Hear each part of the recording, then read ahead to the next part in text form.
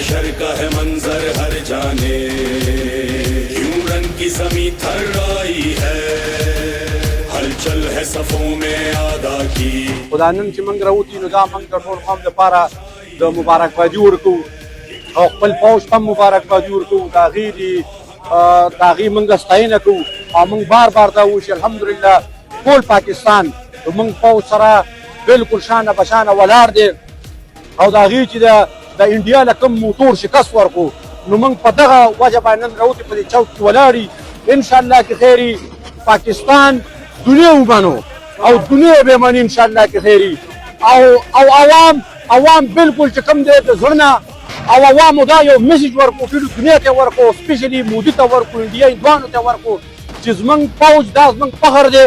موږ خپل فوج سره ولاړ یو. موږ به انشاءالله د خپل فوج د یو قدم مخکې جنګېږو په محاذ باندې.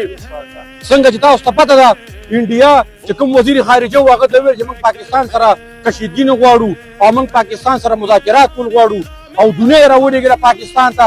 چېرته تاسو دوی ته سوال وکړئ دا کوم شپی کې که تاسو ته پته وي یو ښځه پایلټ هم د هغې پاکستان ونیوله هغه مریض شوله. پاکستان زنده‌باد، پاکستان زنده‌باد، پاک آرمی زنده‌باد، پاک آرمی زنده‌باد، انشاءالله کې خیر موږ په خپل بحري پوځ باندې موږ په خپل فضایي پوځ باندې موږ په خپل زمیني پوځ باندې موږ د هغې په کارکردګۍ باندې فخر کوو. نن د ټولو پاکستانیانو سر د فخر نوچت شو. موږ چې کوم دی دغه مودي ته یو ځل بیا مو انشاءالله کې خیر که چېرته موږ ته زموږ فوج او زموږ حکومت ته اډر راکړو چې تاسو ته د جهاد اجازت دی نو انشاءالله کې خیر ټوپک به زموږ خپلي کارتوس به زموږ خپلي او انډیا ته به انشاءالله ننوځو او د دوی په کورونو کې به انشاءالله دوی مردارو دوی به وژنو. زموږ دپاره دا غزوه هند دی.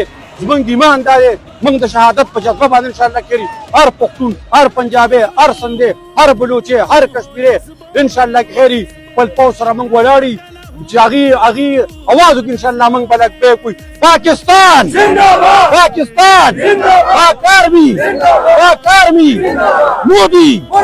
مودي ټول پاکستان ته مبارکباد ورکو.